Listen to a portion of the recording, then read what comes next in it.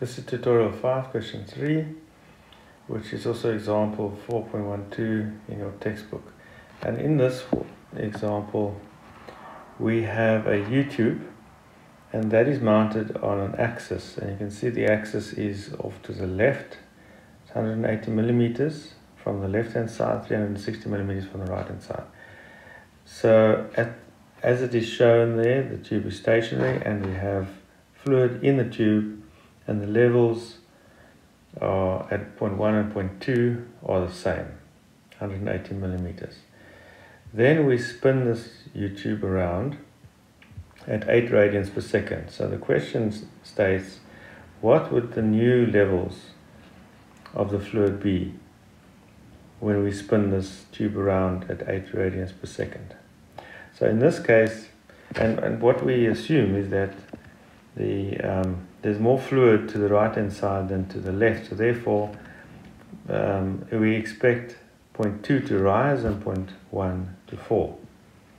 So in this problem we're going to be using Bernoulli's equation again, but we're going to use the rotational form.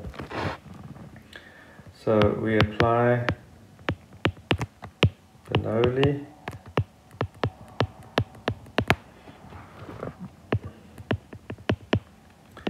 between point 1 and point 2. So Z1 minus R1 squared omega squared over 2G. So that's the rotational form. So that's the radius, and omega is your rotation in radians per second, is equal to Z2 minus R2 squared omega squared over 2G. So simplifying this equation, we get Z2 minus Z1, which is the difference in heights of those tubes, is equal to omega squared over 2G, that's common, R2 squared minus R1 squared. So we can substitute into this formula.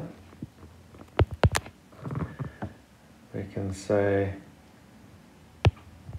8 radians per second squared divided by 2 times 9.81, which is G equal to 0.36 squared, 360 millimeters, minus 0.18 squared, which is 180 millimeters.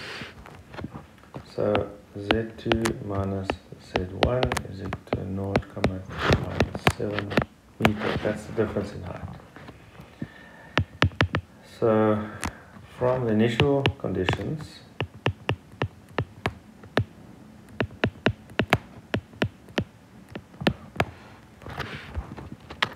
the sum of heights in vertical tubes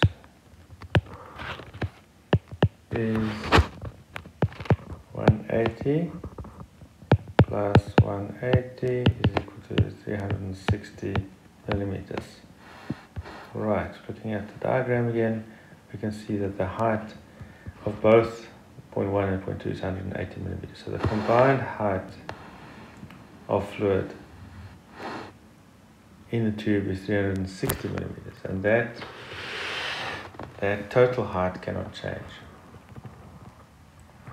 So therefore, Z1 plus Z2 must also be equal to 0.36,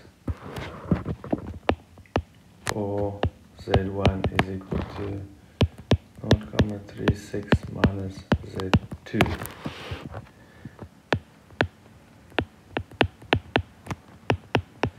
Now we can substitute back into our formula. So Z2 minus 0.36 minus Z2 is equal to 0.317. Alright, that's from above the formula that we used. So Z2